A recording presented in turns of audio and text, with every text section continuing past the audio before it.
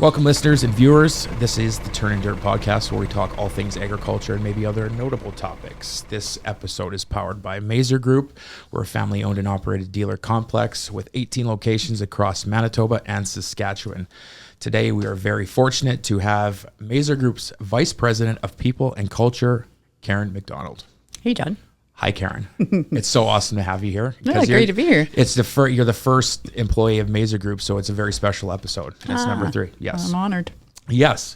So, VP of People and Culture, you had an interesting start to Mazergroup, but I'd first like to ask you about your history in the HR field. In the HR field. So, if you would start, let's talk about education and how you worked your way into the public sector. Sure. We might need a few hours because I'm not young, but I'll keep it condensed. I started my educational journey at Assiniboine Community College in Brandon, Manitoba, and I took a diploma in business administration. And ironically, I majored in marketing. At that time, HR wasn't called HR, it's still called personnel. So there's been many, many changes, of course, in the profession over the years. But I majored in marketing, thought that was something that would be interesting, took a year off and actually sold for Pitney Bowes mailing machines for a year and realized that I didn't have a career in sales. So I went back to finish my degree. Yeah. And then I have a very nonlinear path to HR. I actually started after I graduated with my degree from BU in business. I actually started with the federal government in training and development out at CFB Shiloh. And so that was called the Civvy office because it's on the civilian side. And that was just my first exposure is kind of on the clerical side to HR, if you will, but it was called personnel. But then after that, I went into sales again. I actually got on with DeVry University. It's an American private university system, but there were two universities in Canada, one in Calgary, one in Mississauga. And so in Manitoba, I was an educational representative. I literally went to every high school in the province. We had presentations for grade 11 and 12 students. And then you would meet with the students that were interested in their parents, and you'd interview them. And it really was about selling the school and selling the education to them. And then Manitoba students that would be a big relocation. They'd have to go to the Calgary campus. So I enjoyed that role. I was all over. It was autonomous. We were home office based. I then moved up into assistant regional manager. Oh, wow. Looked out for 3 provinces and had about 6 representatives that reported to me. So it was an exciting opportunity for sure. But both the campuses in Canada closed eventually. I mean, private education is looked at a little differently in Canada than in the U.S. So at that time, I was having children and taking some time off. I took a position at ACC teaching training and development at night in the HR certificate program. And then I got into training and development management position at Maple Leaf Foods in Brandon. And that's where I really then came up through proper HR. So started there, then went to Assiniboine Community College as the Director of Human Resources. I was there for 7 years and ended my career there as the Vice President of People and Planning. So I did look after HR and safety and facilities and IT. Those were the departments that reported up to me. An opportunity came to move to Brandon University and take over the Chief Human Resource Officer role. So I did do that. And it was my second year there, and a headhunter reached out to me through Waterford Search. Give them a plug because they're really great people. And they started to talk to me about the opportunity here at Mazergroup. So in and amongst all that time, I did also complete my Master's of Science and Organizational Leadership through Colorado State University. So I have a real passion for leadership and what I think it should look like and development. But that's what brought me to Mazergroup. Wow, that's an amazing story. And it sounds like the position. Okay, so you say you went into sales with Pitney Bowes, which I remember the commercials for those. So like, did you actually sell like the little scales and like the? Oh yeah. That's amazing. Yeah, postage meters. Yeah. Yeah. And just to private, like your everyday household owner, or was it like No, businesses? it was businesses. I was literally Gotcha. walking the streets of Winnipeg cold calling. Really? Yes. Saying mailing is still in, even though this internet thing's around, like mail is in. Oh yeah. And the honest truth is that I was on a base salary for the first 6 months, right? And then you're cut off and it's straight commission. Yeah. And I could see really quickly that it was cutthroat and it was going to be a little bit of a bridge too far. So Yeah, that's the first taste of sales is when the base salary gets cut off and you go right to commission. So then you said you got back into sales and it was for the campus, right? Selling education, literally. Right. So that's kind of sounding like the transition to HR right there. Yeah. That's a good way for sure of looking at it. In a soft Yes, way, absolutely. right? Yeah, informally. And I did start to do some training of education reps even in my role there. I did really like being sort of, sharing information, talking to people about, how to implement different strategies, even if it was in sales. So good point. It was an informal kind of transition. Yeah, absolutely. And then working your way up, as you said, to the last public sector job was Brandon University. So when you were there, Karen, was there a moment where you decided to go to public sector or tried, or is it just that specifically you were headhunted and said this might be an opportunity that I want to pursue? Well, I guess the opposite, right? Because ACC and BU being public sector and then making the move to private sector, right? Oh, sorry. Yes. With Mazergroup. So I knew that I would like to spend kind of the last decade of my career in private sector. Maple Leaf had been private sector, DeVry had been private sector. Between BU and ACC, probably 10 years of public sector. And frankly, I knew that I'd make a move to the private sector at some point. And a large part of that is the labor relations culture of public sector. Yeah. So you make the switch. We're going to fast forward just a little bit. You're headhunted. You hear about the opportunity. You come out of the public sector into the private sector. What was your initial feeling? Because I remember chatting with you in our first interview, that sort of thing. And I actually remember Dad talking to me about you, and he said very, very good things about it. And like we were really lacking in the whole HR department in Mazergroup as far as leadership. And again, we'll get into a minute, but what a time to come on given what happened just after you came aboard. But the question is, what were your initial feelings about the culture at Mazergroup? Was there anything that really stuck out, or was it like what was your initial feeling about the culture? Yeah, that's a great question. I mean, those initial first impressions came through the interview process, right? That's actually where, of course, candidates start to make their early assessments about organizations, and I'm no different. And so I met your dad, of course, a couple of times just with the folks with Waterford, and we had a couple of discussions. And then I met, of course, the executive team and went through an interview process. And Wally Butler, our CFO, he was unable to make the first one because there was a storm, so he couldn't get in. And so then I met with him and Bob subsequent to that. And frankly, John, like it was those meetings and meeting that first group where I thought, yeah, these are people I know I would like to work with. Loved the vibe I was getting. I got an opportunity, of course, to ask just as many questions myself about the direction, Bob and Mazergroup wanted to head as far as culture went. And I really just looked at it as, I thought, how exciting. In a way, I did look at it as a blank slate.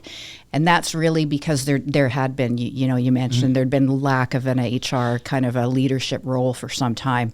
And so it really was that, wow, I might be able to make a difference. Yes. And you have, I must say, it's been amazing to work with you. And like what you've done for Mazergroup in the HR department is just... Yeah, we're so grateful to have you. So thank you for making that decision. Yeah. So now we're going to get into it.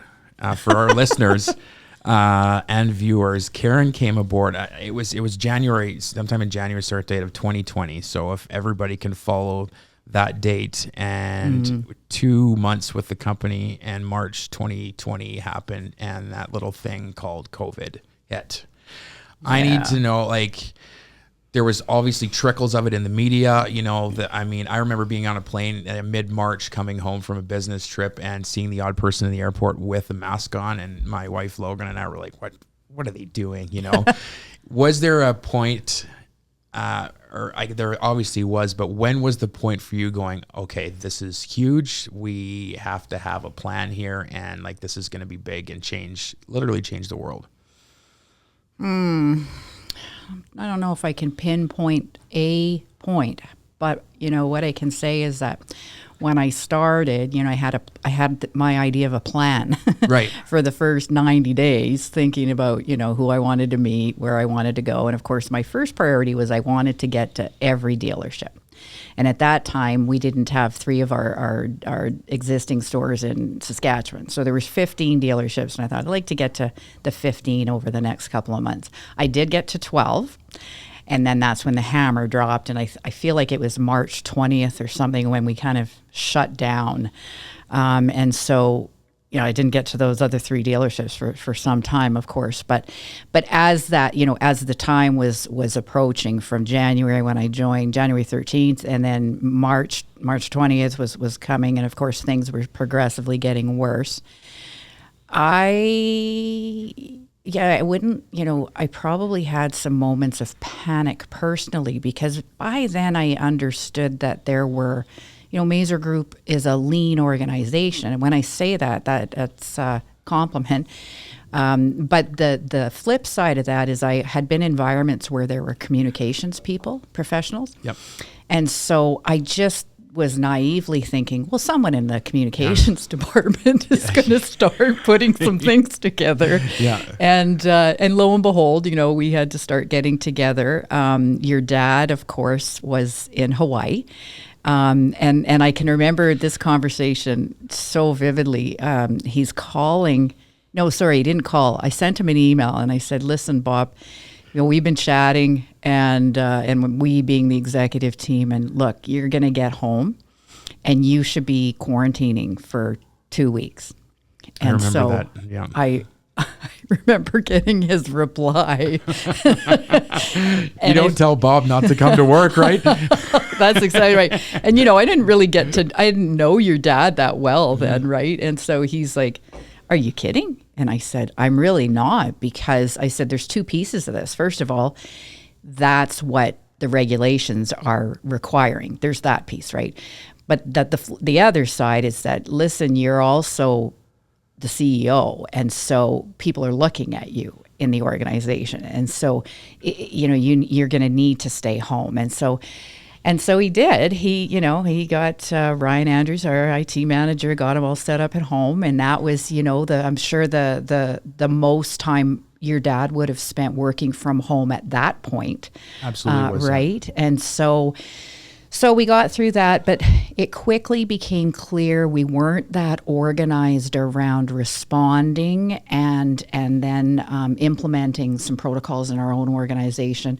I was leaning on a lot of my other colleagues in other sectors that were a little further along than we were and had teams working on it. And so the executives started to meet weekly. So we implemented that. We started to meet weekly to talk about, okay, what's the lay of the land this week, right? Because things were changing so quickly early on. We did send people home that could be home, only for a 6-week stretch.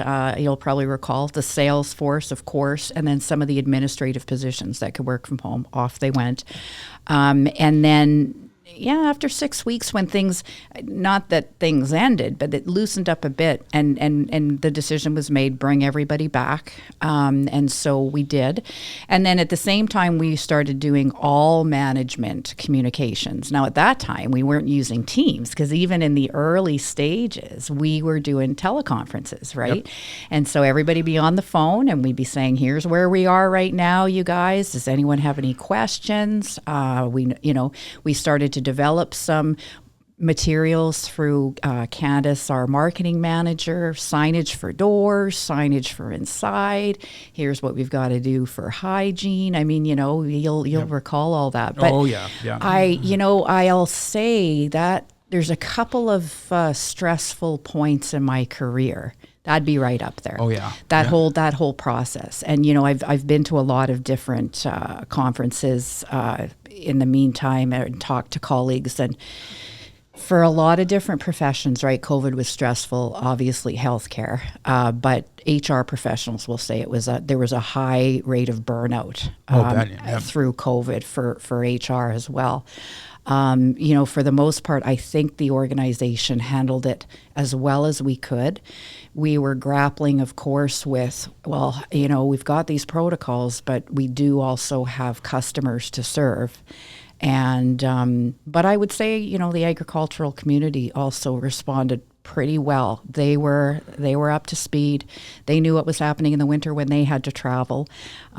So yeah, it was long. And I think the executive team maybe grew as a group.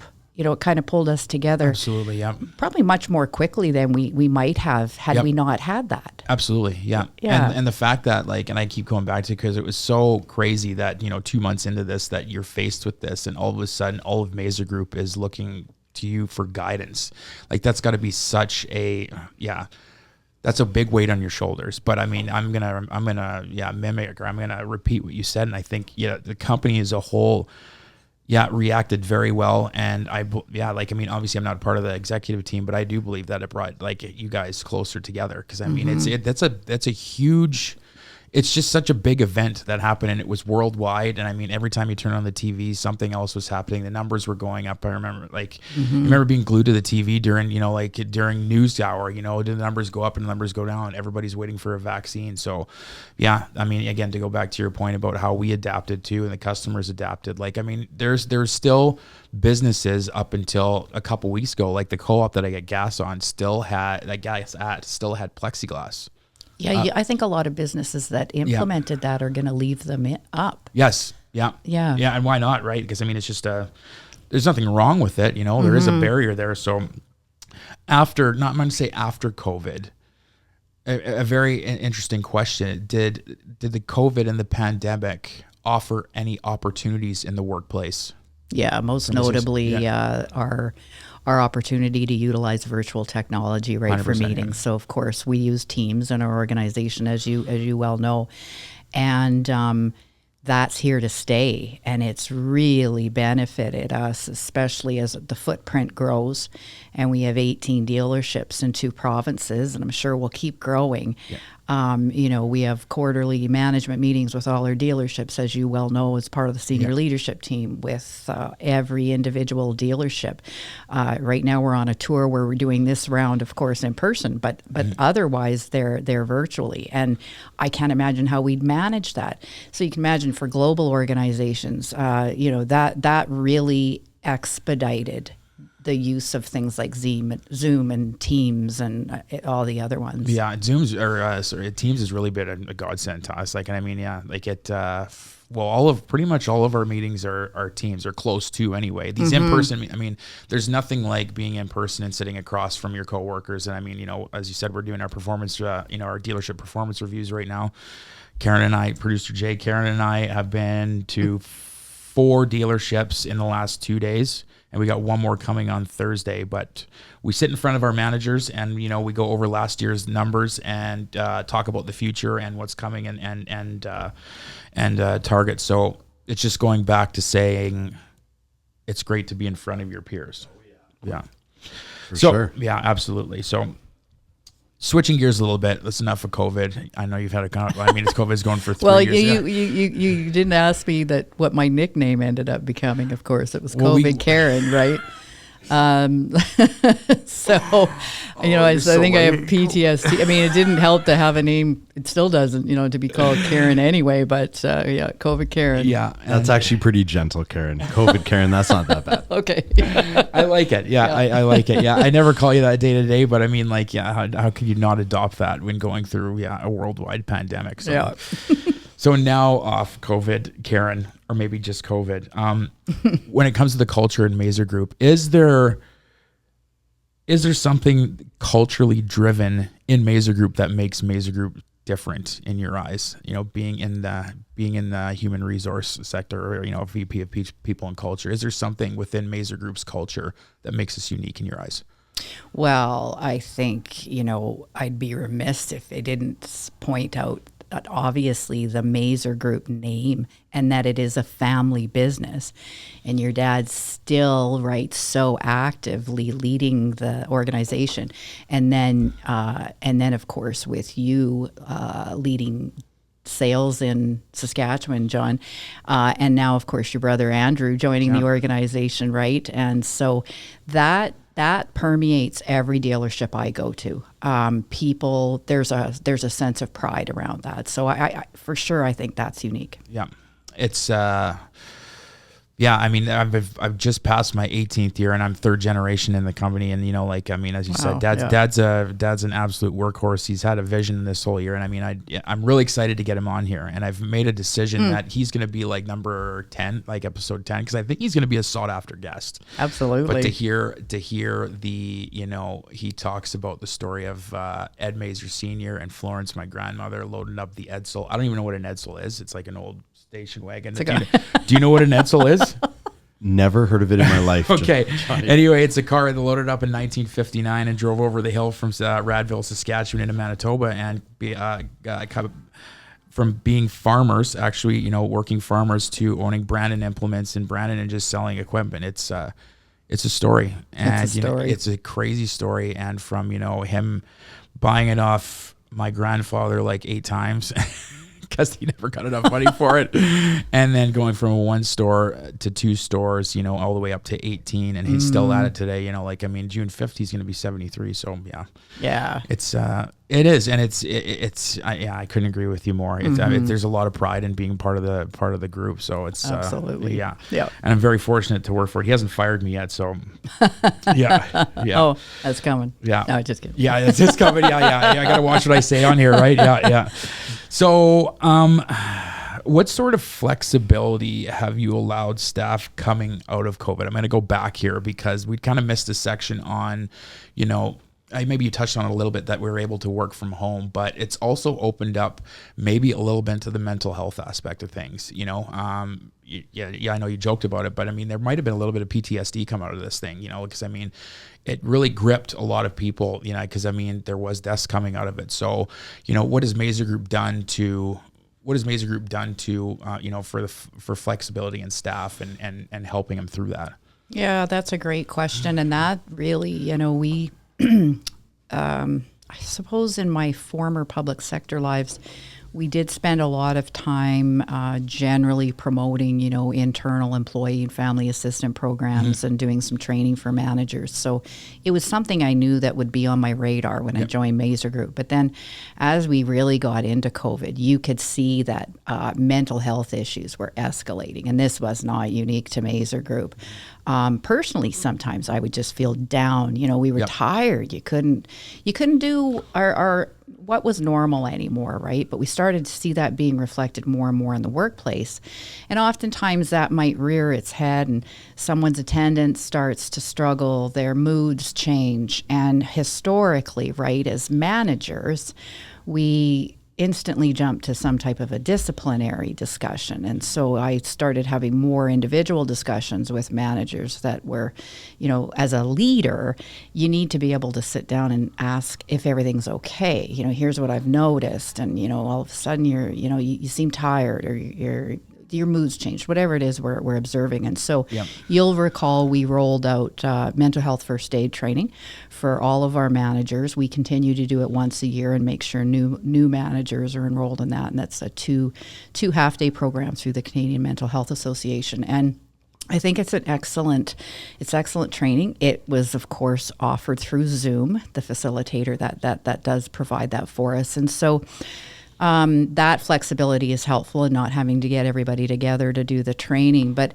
I think it's hopefully was around awareness that you're not going to be diagnosing anything as a manager. No. But there's some questions you can ask just to sort of ascertain, is this maybe something that's going on?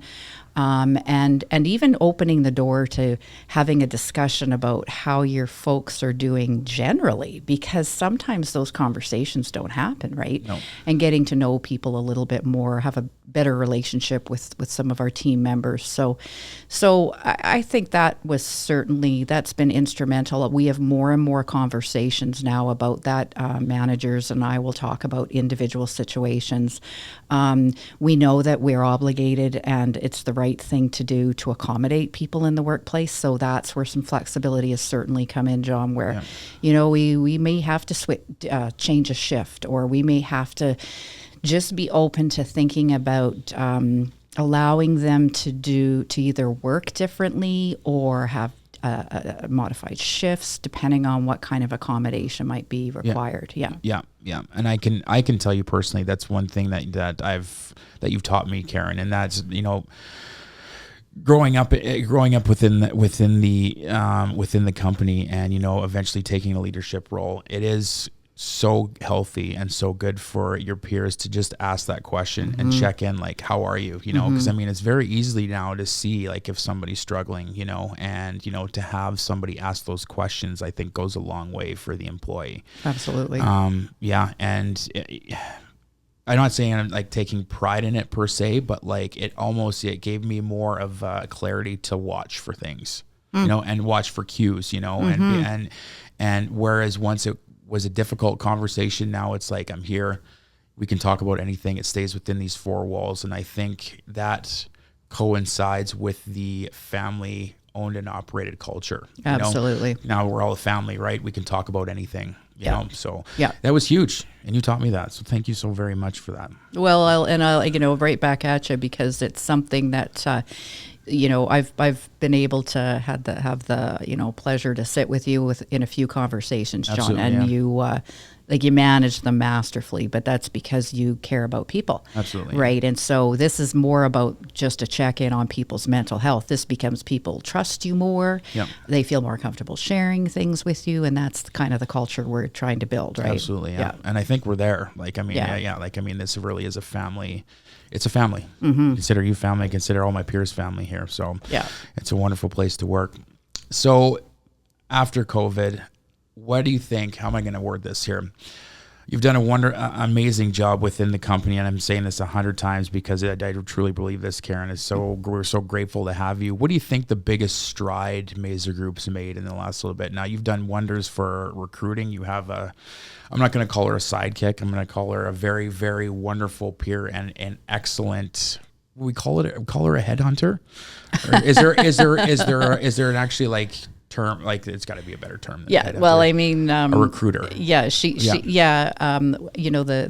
The formal term is talent acquisition specialist. Specialist. It's a career unto itself, right? Yep. And so gone are the days where you would just put a posting up and cross your fingers and hope they'll come. Yep.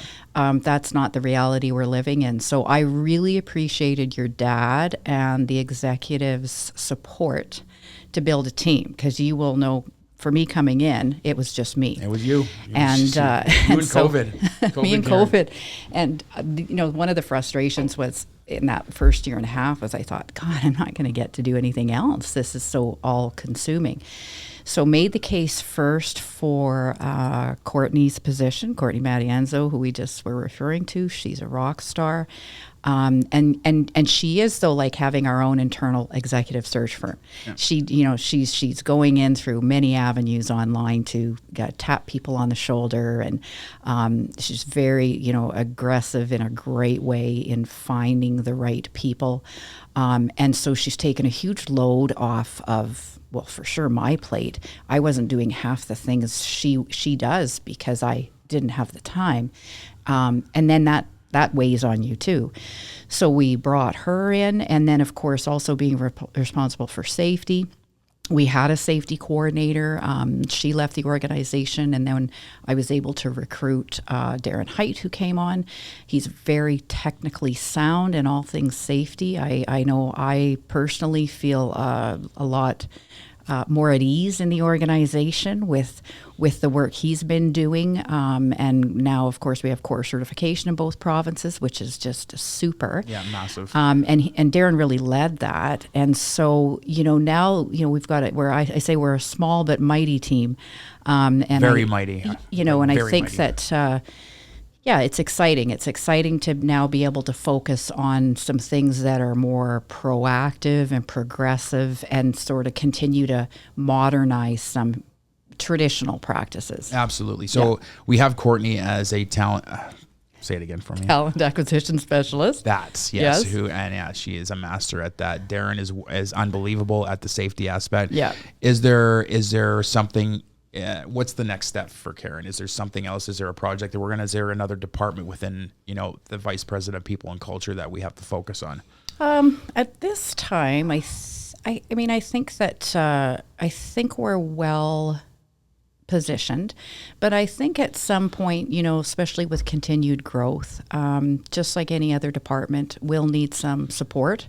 What that might look like could be learning and development, someone specifically who can focus on that. Pension and benefits, kind of we have a crossover with the payroll and the accounting and finance team and myself and my group. So we've made gains there though too, right? And changing to a flexible benefit plan, which is great for the organization. So at this time, I think, John, we're well positioned. We don't need to add, but we will with continued growth for sure. Absolutely. My probably main focus now and has been is how we continue to work with our managers to develop leadership skills. So of course you participated in and now all of our managers are taking the Coaching as a Leader program, which is fairly intensive. Absolutely. Over many months, and really has a large component of self-reflection in it, because of course it's all about us looking in the mirror, right? Absolutely. Yeah. So I think that's got to remain a focus. I always say people don't leave the organization; they generally leave a manager, right? So we've got true. Yeah. So we've got continued work there. Yeah, absolutely. And then the point you just made there about continued development and leadership, like that job is never done. No.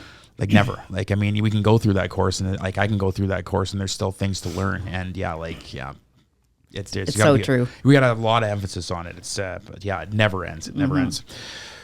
You want to know did you win the award lately? I want to talk about this award really quick before we get into the fun stuff. ACC. I did. Tell me about it. Excuse me 1 minute. No problem. So I was at work last week. Got a call in my office, and it was our receptionist, Aura, and she said, there's a couple people here from ACC. Can you come downstairs, right? And I thought, oh, gosh, I got a meeting. But yeah, so I run down. But as I'm going down, I see Courtney and Darren are down there standing in the showroom. This is in Brandon. And your dad. And then there's Derek and Lisa from ACC. I know them very well. They're friends. They were colleagues. So I went down and said, hey, guys, nice to see you. What brings you by? And so Lisa says, well, as a matter of fact, Karen, sometimes we get to surprise people with this news, but just wanted to let you know that Bob had nominated you back in January, and with many letters of support in the organization, and you're the recipient of this year's ACC's Distinguished Alumni Award. Unbelievable. So it was unbelievable, and I'm not often speechless, but I really was caught off guard. I mean, that was a surprise. There's no doubt about that, and I just I stood there probably looking pretty stunned for a bit, but you know what? I'm humbled by that. ACC was my first foray into post-secondary education at a time when I just lost my mom. My mom died at 47 from cancer. Oh, wow. And so there's so much about that time that, ups and downs and challenges. But I needed to be in a smaller post-secondary environment, and that's what college oftentimes is. Smaller class sizes, you really know your instructors, right? Yep. Met a great group of people as I went there.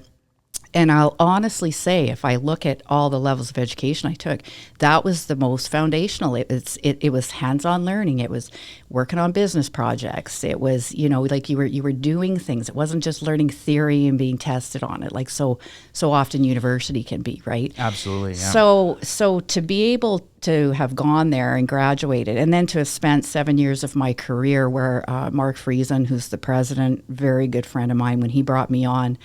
At the time, that was a stretch assignment. I'd been a training and development manager, and he put me in the lead HR role, and then eventually promoted me to a VP. So I have really fond memories there as an employee too.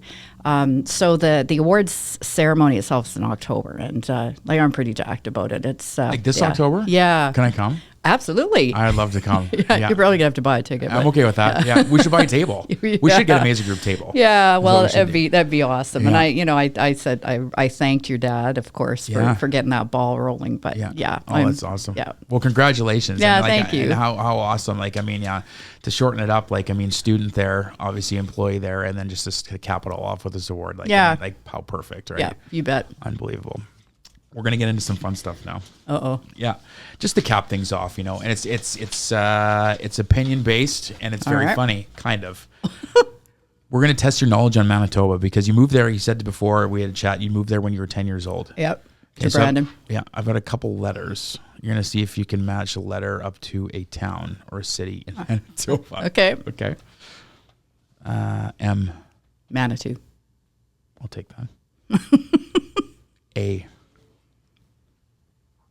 Altona. Wow. We have a dealership in Arborg. You know that, right? Oh, God. Sorry, Karen and Corey and That's okay. Jamie. That's okay. C. Crystal City. Nice. We no longer have a dealership there. We don't. Yeah, but it's okay, though. It was fun while it lasted. Yep. R. Roblin. Yeah. L. Lundar? I don't even know if that's a town or not. I'm positive. Lundar? I have no idea either. Lundar? I don't know. How do you spell it? Do you know? Can you look it up, Producer Jay? Lundar? Yeah. I've got Leaf Rapids here. Oh, yeah. Well, that for sure is. Yeah. I don't know. Is there a town called Lundar in Manitoba? Yes. Lundar, Manitoba population, yes. So you won. Okay. That's the first one. East side of Lake Manitoba. East side of Lake Manitoba. Okay. Bob Mazer's in the house, and I just right. confirmed he knows every town in Manitoba. Okay, so the second one is overrated, underrated, or properly rated. I'm just going to give you 5. Is it 5? 6 random. It's random words. Okay. Overrated, underrated, properly rated. Arizona. Properly rated. Properly. Bacon. Underrated. Underrated. Bacon, By itself. Bacon goes with anything. What's your favorite plate with bacon? Is it by itself, or is it on a sandwich, or is it a... Oh, that's tough. Bacon wrapped scallops. Nice, Karen. It's unbelievable. Costco. Overrated. Yeah? Yeah. My dad loves Costco. I know. Everybody loves Costco. I go in there and I don't know. I'm not a shopper. Yeah. So I just go in and I see all these people and waiting in the line with the carts. I'm sure I'd spend 5 times what I went in to spend. So, but I, if I'm perfectly honest, the difference though, I do like the Regina one because Manitoba ones don't sell booze. That's true, yeah. Yes. So actually Courtney, caught me on to the one here. And introduced you to it, yeah. Oh, yeah. They've got really good wine there, too. Great wine there, and it's great deals. Yeah. So I still think it's overrated, but I do like that. Wine. You pick up a case of wine and a 65-inch TV. That's and right. maybe a vacuum cleaner. Who knows? Yeah. Chinese food. Properly rated. Properly. Okay. Do you like Chinese food? I do. Yeah. I like the odd plate of Chinese food. I don't like everything. I just like some. Yeah. And I couldn't pinpoint what I like. We actually, my wife Logan really likes a place in Regina called Angkor. And on the first episode, I think it was, I could not name it for the life of me. So producer Jay saved me. Yeah. Here for the rescue. That's right. Napping. Underrated. Underrated. Oh. How long is the perfect nap? For me, probably it shouldn't be more than 20 minutes. No? Yeah, because then I get into a deeper sleep. And then if you wake up, sometimes you feel worse. You like crap. Yeah. Yeah. Yeah.